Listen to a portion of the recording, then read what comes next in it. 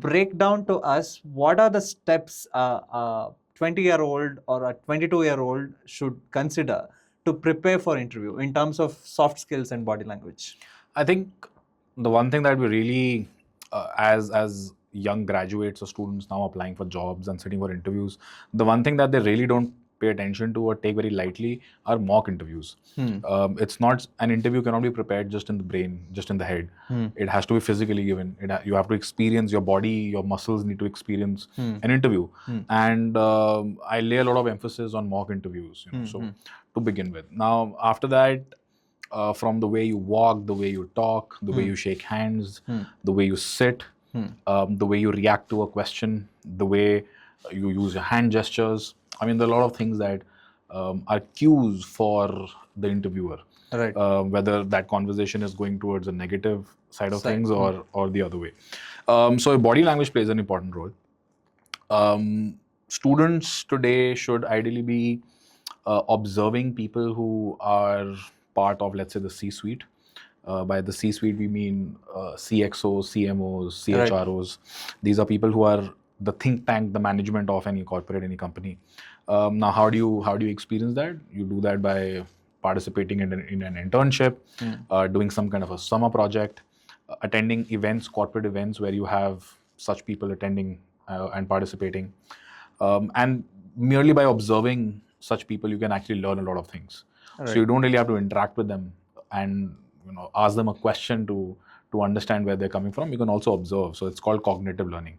Right. So as a college student, as a school student, these are things that one should look at. Body language, irrespective of whether it's an interview. Let's just look at it from a different perspective. So an interview is for a job. We're talking about a job interview. That meeting or that interaction could be a business meeting as well.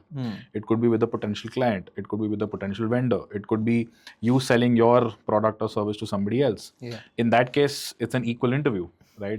It's a different form of an interview. Yeah. Where what you say and how you say it will play an important role.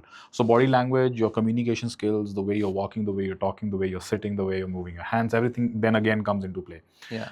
So it's not restricted to just a job. It's also for equally important for entrepreneurs. Right. I have seen a lot of people taking soft skills very casually, very lightly. Yeah. Their attitude towards interacting with somebody is very laid back. Right. And that speaks volumes about how serious they are about work. And on the D-Day, and by the D-Day I mean the day when it actually matters, that conversation really matters. If you're portraying yourself as somebody who's laid back, not very interested in the conversation, then no matter who you are, I would lose interest in you. Yeah. So the same context can be then applied for an interview. So if you're laid back, if you are clueless about your answers, you don't take body language that seriously, then it's going to reflect that you're very laid back about your professional life.